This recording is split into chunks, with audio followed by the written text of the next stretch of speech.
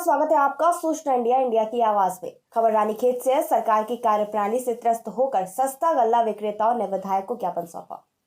उन्होंने कहा कि सरकार और अधिकारी पूरी तरीके से सस्ता गल्ला विक्रेताओं का उत्पीड़न कर रहे हैं। लाभांश का भुगतान नहीं किया जा रहा है। फ्री अनाज का भी भुगतान अभी तक नहीं हुआ। अधिकारी दुकानों में पहुंचकर उनसे अन्य सामान नहीं बेचने की चेतावनी देते नजर आते हैं। वहीं विधायक करण माहरा ने कहा कि सरकार पूरे देश में सस्ता गल्ला राशन प्रणाली को खत्म कर देना चाहती है। आगे देखिए पूरी रिपोर्ट।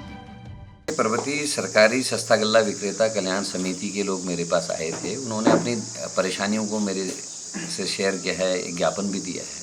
इंदिरा गांधी जी ने 2 कदम आगे बढ़ते हुए मां अनुसुईया के रूप में, अन्नपूर्णा के रूप में आकर उन्होंने सस्ते गल्ले की एक विशेष प्रणाली को लागू किया, जिससे देश के गरीब लोगों तक कैपिटल कॉफ़ी पहुंचती थी, मिट्टी का तेल पहुंचता था, चीनी पहुंचती थी और सस्ता राशन पहुंचता था, जिससे लोगों को बहुत लाभ हुआ। और उनने इस योजना को 2 तरीके से जोड़ा, एक रोजगार से, दूसरा गरीबों तक राशन पहुंचाने से। हर गांव से लगभग एक व्यक्ति को सस्ते गल्ले की दुकानों के लाइसेंस दिए गए, ताकि एक परिवार को कम से कम ये रोजगार मिल जाए और जो गरीब लोग थे उन तक सस्ता राशन पहुंचता था।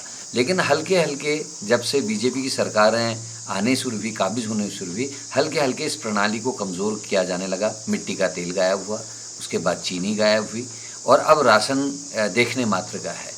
और इन सस्ते गल्ले की दुकानों को ना तो कोई मानदेय है, न किराए का है, और यहाँ तक कि जो इनका विभाग है वो इनको हैरेस करता है। जैसे 1.5 साल से कोरोना के टाइम पे इतना काम इन्होंने किया, सस्ता राशन पहुँचाया, स्कूलों तक राशन पहुँचाने का काम किया, गाँव में सस्ता राशन पहुँचाने का काम किया। ना तो इनको कोरोना वॉरियर का सम्मान दिया गया, ना अन्य विभागों की तरह इनको कोई मानदेय या कोई बोनस दिया गया, और ना ही इनको कोई पहचान दी गई इस बात की कोरोना में इन्होंने राष्ट्र के लिए काम किया है। बहुत बुरा शोषण करे। मेरी भी मांग ये है, इनकी मांग के साथ साथ, कि इनको कुछ ना कुछ मानदेय दिया जाना चाहिए और इनकी दुकानों का किराया इनको दिया जाना है। बड़े गंभीर विषय हैं, इसमें सरकारों को बहुत चिंतन करने की ज़रूरत है।